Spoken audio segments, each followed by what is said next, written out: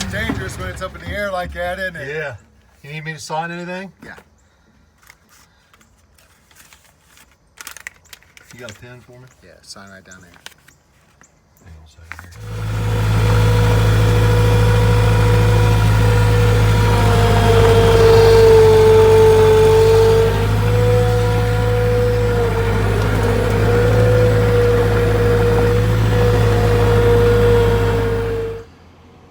Good morning, guys. Frustration level this morning is running very high. My son's low on fuel. Methanol, Stinger E98, 117 race gas. So I took it upon myself to contact Jason Goodman with Ensinger Performance and got another load of fuel ordered. God bless him. He gets right back with us, gets the shipment ready, sends us confirmation it's on its way, even sends us a text message this morning to let us know that our skid is going to be the second stop. My son answers the text message, okay, no problem, thanks Jason. But do you see him here? Anywhere? No, just me. So I'm out here trying to get Tommy's last cylinder head off because Tommy rounded off one of the head stud nuts. Thankfully, my brother stopped here this morning with a special socket that grabs onto rounded off nuts and removed it. So I'm out here trying to get Tommy's last cylinder head off so that I can get him to the machine shop. And here comes this wonderful skid of fuel.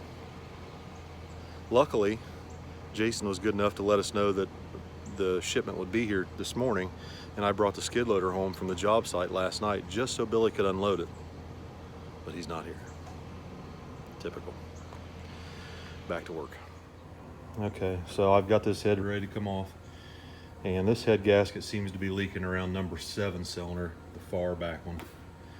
So let's go ahead and get this head off and get it up here in the cabinet, the parts cleaning tank, and clean it up. And we're going to load these up and head to McVeigh Automotive and Machine. Let's see what we find underneath this one. Okay, so different side, same story, exact same place. That coolant passage right there, you see where the gasket's turned black and it's gotten combustion pressure into that. Now, for some reason it doesn't do it on the front. Front's fine, but both the rear cylinders. So I wonder if that's because we don't have coolant bypass on the intake manifold for the rear 2 cylinders. It's possible.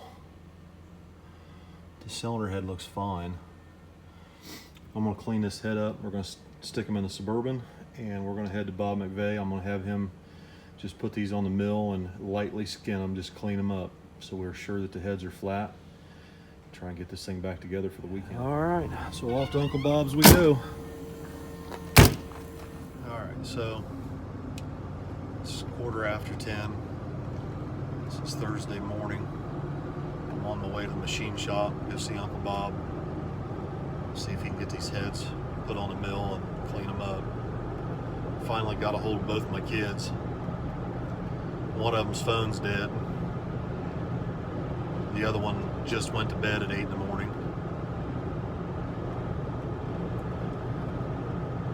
It's frustrating. It's extremely frustrating, but what are you gonna do? Hopefully one of the 2 kids will get out of bed and be at the house by the time I get back, so I can give them a parts list so they can go to Jegs and get the parts they need so that I can go back to work this afternoon, because I have to work.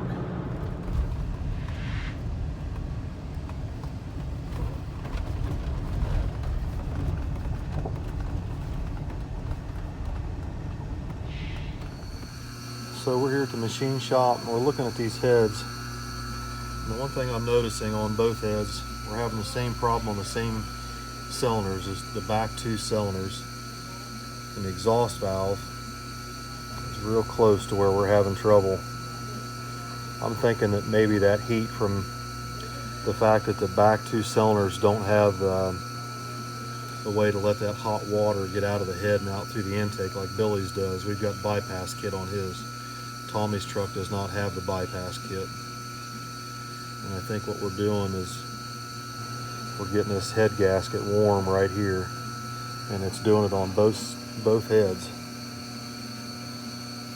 It's hard to tell here, but you can see that the compression of the combustion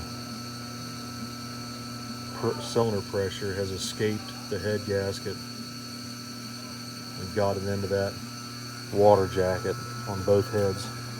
And then of course, between the two cylinders on both heads, we're seeing some failure.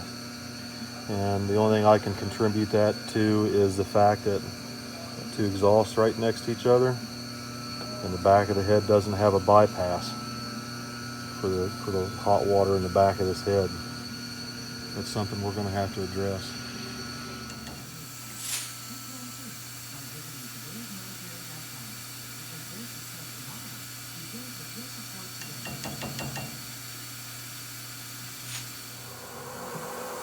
So what's this doing, Bob? Just trying to explain to people on YouTube what I'm wanting to set this in there perfectly square with the mill, so when it goes, it's not taking more off of one side than it is another, right, or on the sides. Right.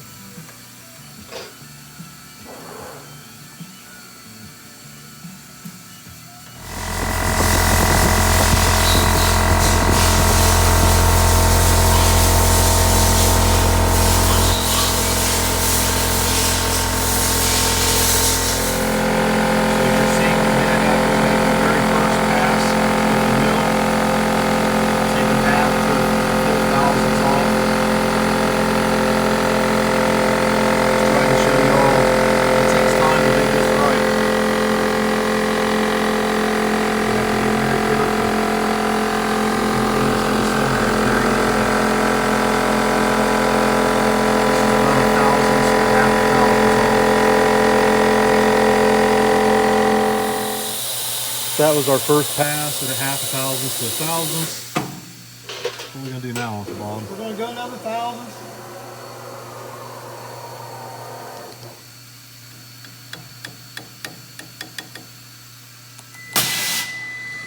There we go. So while we're still here at the machine shop, we're still working on these heads, getting them milled. We got a phone call from Tommy. He made it to Jegs, thankfully.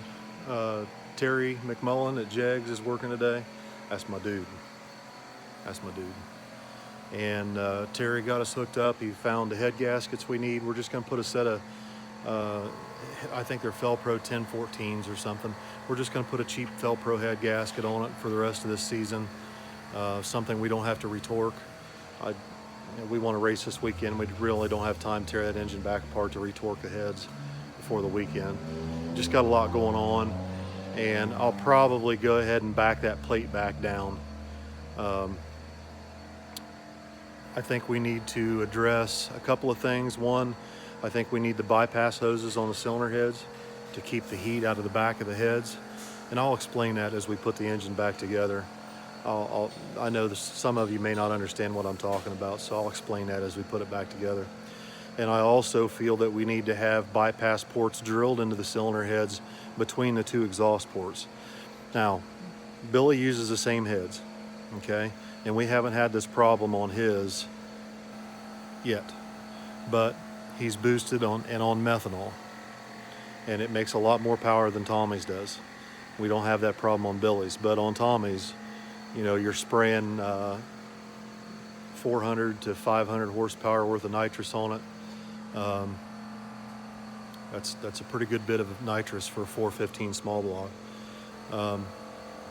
And we're spraying with gas, racing gas and ethanol rather than methanol. So I think there's a cooling situation here. I thought maybe it might have something to do with the block because we had scorched the block once before, but seeing how the driver's side is also doing the same thing, I don't know. You know, I think what we'll probably do is just go ahead and run the engine the rest of this season. Maybe this winter pull the engine out of it, take it apart, bring it back to Uncle Bob and have him deck the block, just to be sure. But the heads, from what we can see here, the heads are definitely not warped. The heads are just fine. When you're pushing them this hard, you're going to find the weak points, and we're finding them. You know, I mean, this isn't something new. These problems with the old small block Chevys have been around for years, but in our case, we haven't had these problems with them until now. So could we have done something about this to prevent it? Probably. I had an idea that it was coming, but just one of those things, we've got so much going on and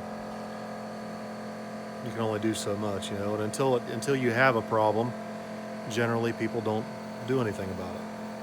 And maybe I should have done something about this a long time ago when we had the engine out. I probably should have put the bypass hoses and drilled the heads for the cooling lines when we originally put the engine together. But in all honesty, you know, this is a brand new engine and a brand new truck that we just built.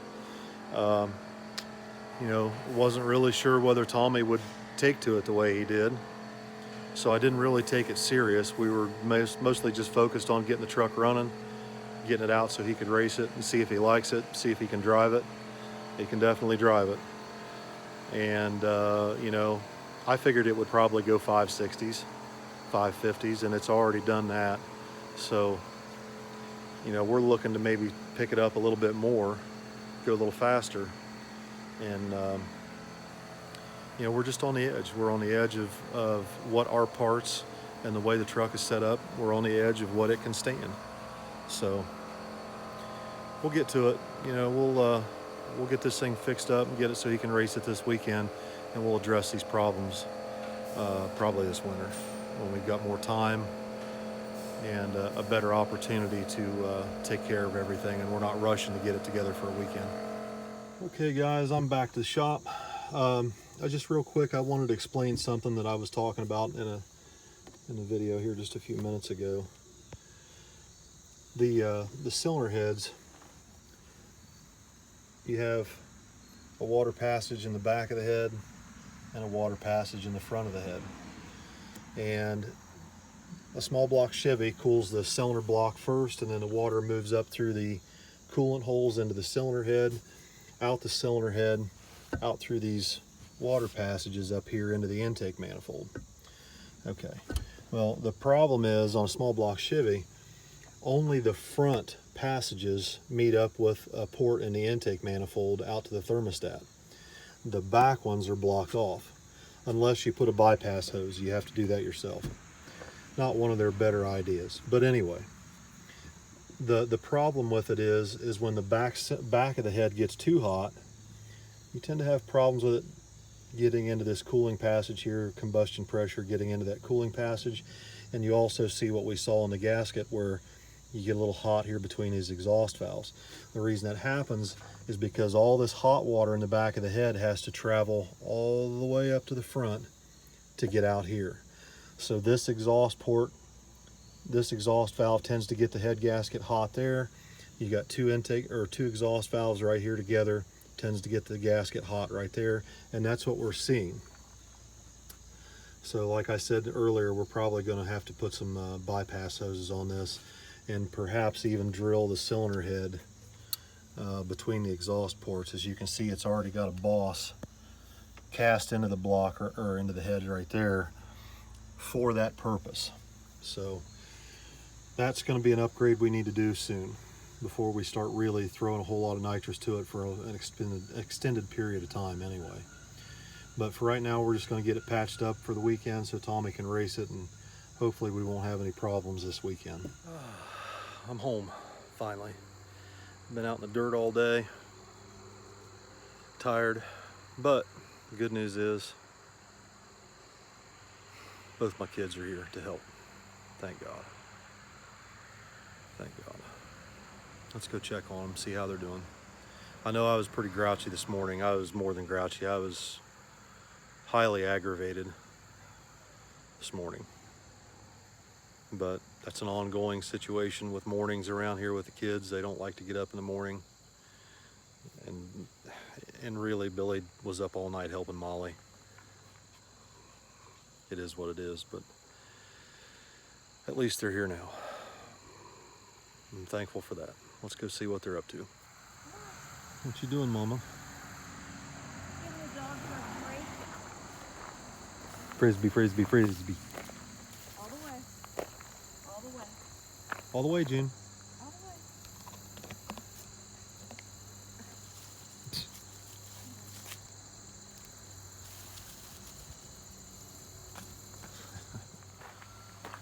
way. Incoming. Go ahead and grab my head before we can see this. Oh no. I'm just kidding. I was just in a good mood. And now I'm The only almost thing I'm concerned about is on this side.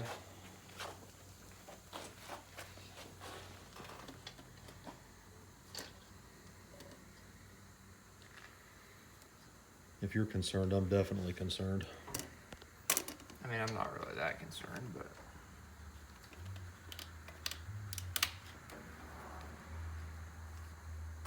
If you have concerns, I'd like to see them before you put the gaskets on. What's the matter?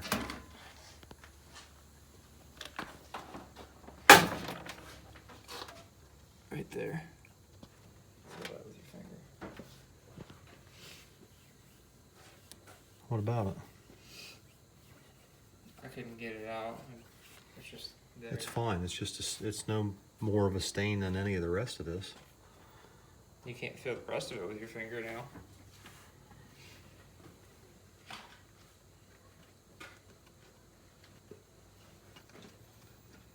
It's fine. There's nothing wrong with that. Okay. I don't know what you're worried about. Is this side ready to go too? Yep. That side's perfectly fine.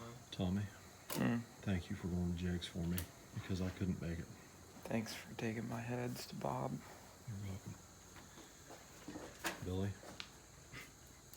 thank you for being here and helping because your old man's tired and I was so mad at you this morning I wanted to kill you. Big bad. Huh? I don't like how these gaskets. Changing the subject. I don't like how these gaskets. They aren't even. There could be another 1/8 inch there. But It's fine. There's nothing wrong with it. I know, but they could just be. If anything, with the way that the block's kind of iffy and we're kind of limping it until winter before we put copper head gaskets back on, I'd rather have these ones again that blow out and not towards the Well, head. I don't think these are going to blow out unless we do something really, really dumb, like lean it way out with a plugged up fuel filter on the standalone like we did. I mean, in all honesty, that's what caused it. I think before you go spraying 500 to it again, it's going to have bigger headers. Yeah, I do too. So It gets hot in here. I think what we're going to do is go ahead and jet the plate back down to 125 and not lean on it. I mean, it was extremely lively with 5 1/4 put to it, but I think it would still be really good with just the 4 1/4 if the plate had been jetted properly, and that's my fault. So hang on. I got a situation out here I haven't dealt with yet. Hey, your belt. Hey, give me that belt.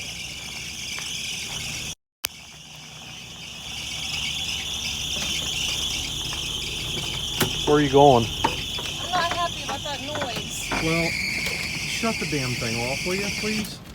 Okay, so there's 2 different belts for a Suburban, and they You gave me got the the wrong wrong belt. one. And I have the right belt right here. I'll wait. So pop the hood. All right. June, you're not going. Jesus. Chevy. Oh, it never ends.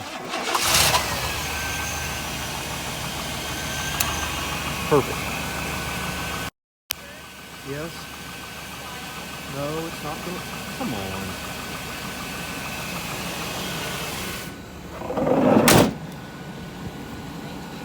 You're welcome.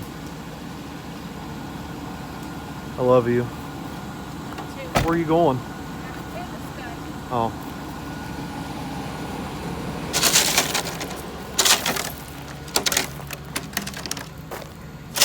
This is my life. Constantly something wrong. Both hands full of something. Kicking shit down the road. Whatever. So my glass guy's here today. I'll be honest, I forgot you were coming. I told you to come put a windshield in my dually, and I totally forgot. Yep, well. Luckily I'm here, and I didn't waste your time. And luckily my wife was here with a checkbook so she could pay you. Yep. Because I've lost my mind. I don't even know what day it is. I don't know where I'm at half the time. I got so much shit going on. I need to quit cussing. What else is wrong with me, Tommy? You're gonna get demonetized and you're not even monetized yet. I know. What am I gonna do? Kirkwood Auto Glass, my neighbor. Good dude. Does good work. Very, very, very reasonably priced. Give him a call if you need a windshield up here around Hebron, east side of Columbus. He's a good dude. Kirkwood Auto Glass. He's a good dude. I don't know. I'm so tired. I forgot that he was coming. I need to shave. Jesus, my life is a mess.